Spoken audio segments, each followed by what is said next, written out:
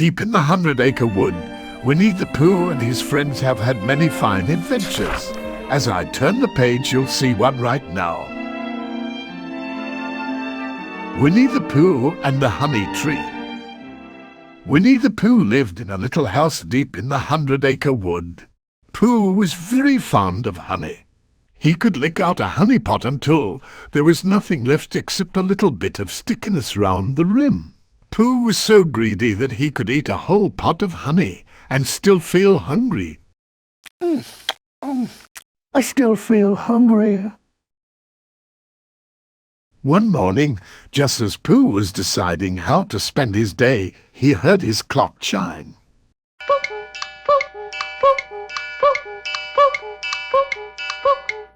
"Now," said Pooh.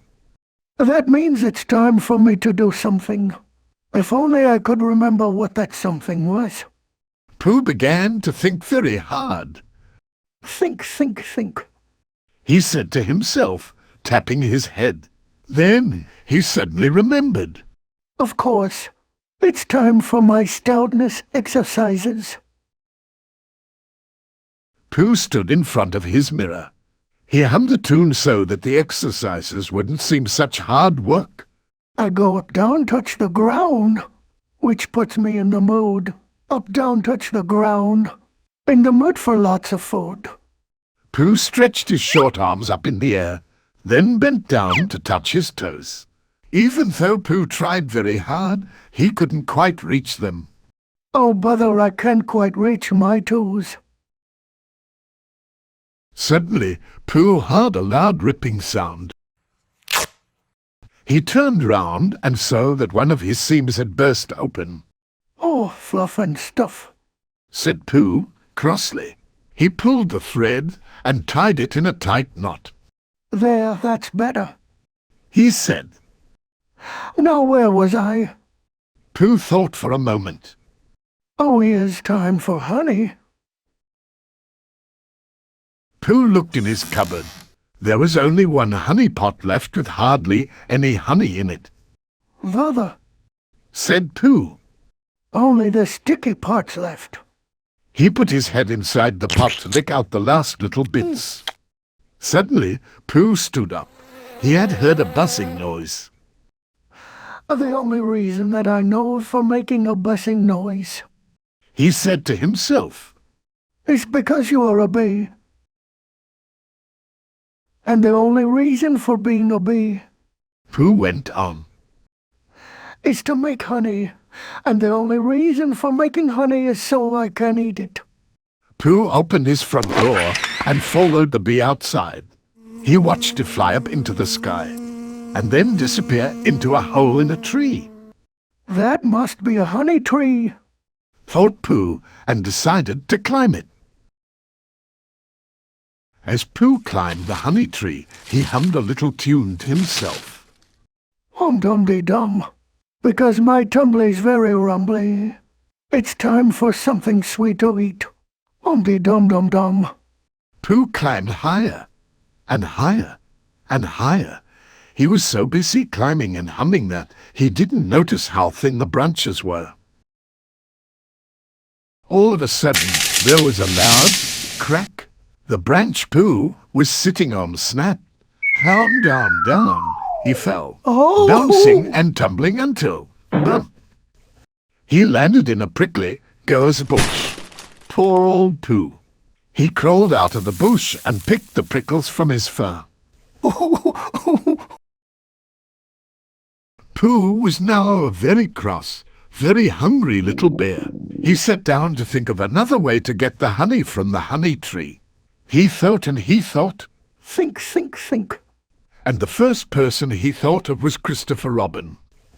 Christopher Robin lived in another part of the 100-acre wood. Pooh knew that Christopher Robin always tried to help his friends with their problems, so he decided to go and see him. Pooh found Christopher Robin helping Eeyore. Poor Eeyore's tail had come off again.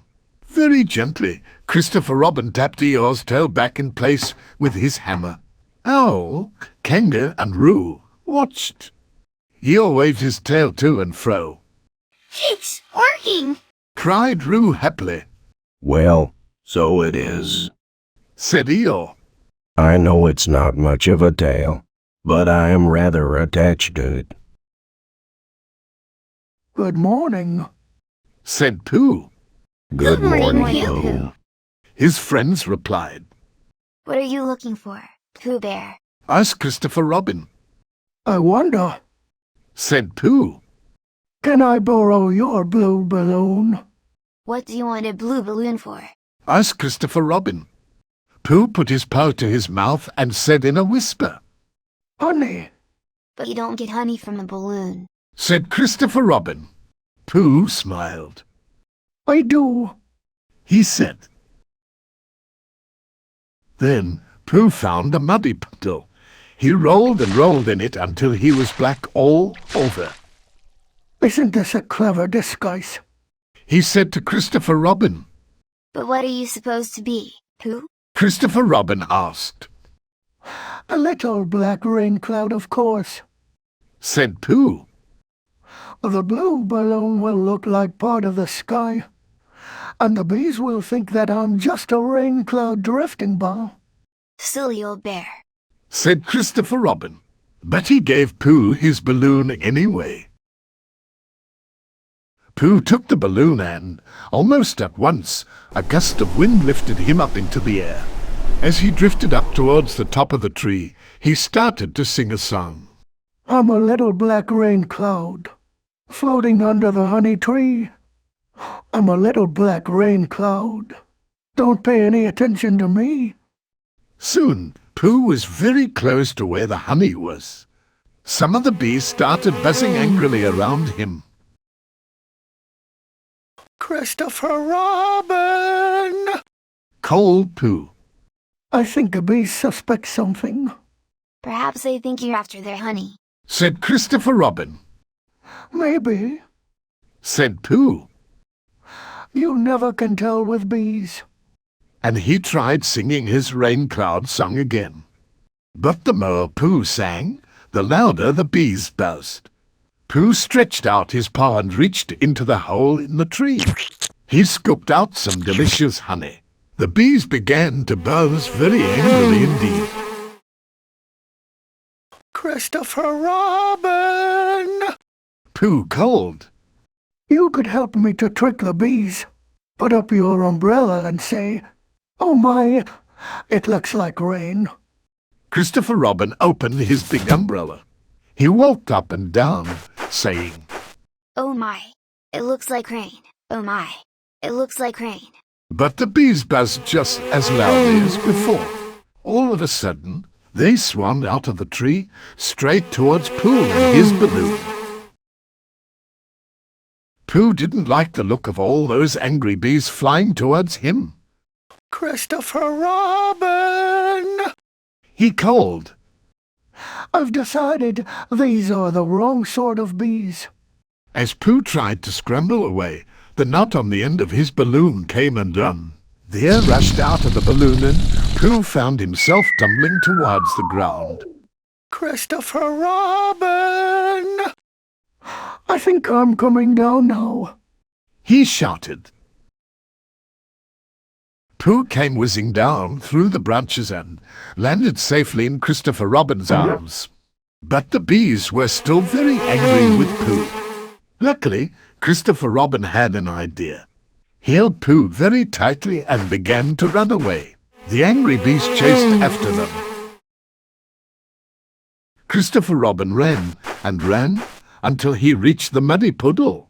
He and Pooh jumped in and hid under Christopher Robin's umbrella.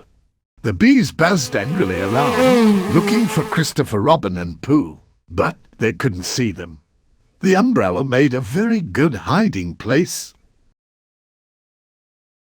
At last, the bees flew back to their tree. Christopher Robin and Pooh crept out from underneath the umbrella. Now, they looked just like two little black rain clouds. Thank you, Christopher Robin. Said Pooh. He was very glad that the bees had gone away. Silly old bear. Laughed Christopher Robin, and gave Pooh a big hug. I know, said Christopher Robin. Let's have some tea and honey. What a good idea. Said Pooh. Christopher Robin gave Pooh a full pot of honey, and Pooh ate and ate until his tummy was full. Pooh was a very happy, very sticky little bear. He had had a terrible adventure with the bees, but the day had ended wonderfully after all. The end.